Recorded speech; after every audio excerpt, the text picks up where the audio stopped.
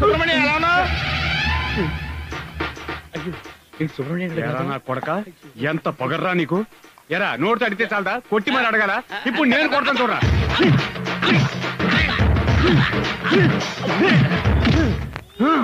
గాడిద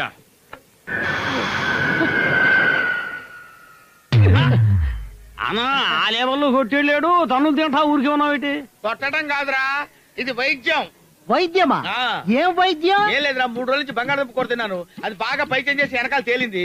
ఆ నెల్లూరు కదా మ్యాటర్ చెప్పాను, వాడు వీపు వచ్చి దెబ్బ గుద్ది నయం చేసి వెళ్ళాడు. అంటే అందరి దగ్గర నువ్వు కావాలనే తనులు తింటున్నావా? నా పర్మిషన్ లేకుండా నన్ను ఎవడన్నా ముట్టుకోగలడా?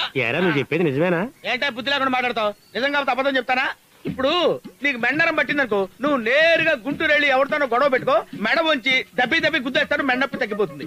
సపోజ్ నీ కడుపు నొప్పి వచ్చిందనుకో, డైరెక్ట్ గా కడపడిపోయి ఎవరితోనో గొడవ పెట్టుకో, వాళ్ళు నిన్ను కింద పడుకోబెట్టి పొట్ట మీద టప తొక్కుతారు, గ్యాస్ బయటకు వెళ్ళిపోయి ఫేస్ ఫ్రెష్ అవుద్ది.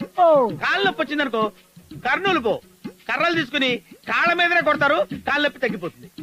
సపోజ్ పుత్తూరు వెళ్ళామనుకో, అక్కడ వాళ్ళతో గొడవ పెడితే వాళ్ళు కొట్టడం మొదలు పెట్టారంటే మసాజ్ చేసినట్టే ఉంటుంది. కానీ అనంతపురం మాత్రం వెళ్ళకండి రోయ్, అక్కడికి వెళ్తే బాంబులు తీసినట్టు పెడతారు. కానీ ఈ విషయంలో తెలుగు వాళ్ళు చాలా గొప్పరా. ఎంత కొట్టినా అప్పరు లోయరు మిడిల్ మీద చెయ్యరు. ఆ విషయంలో తెలుగు వాళ్ళని మెచ్చుకోవాలరా. వస్తాను, వీళ్ళకి ఎన్ని విషయాలు చెప్పాల్సి. శాస్త్రి ఆడు చెప్పిందా నిజం ఉంటావా?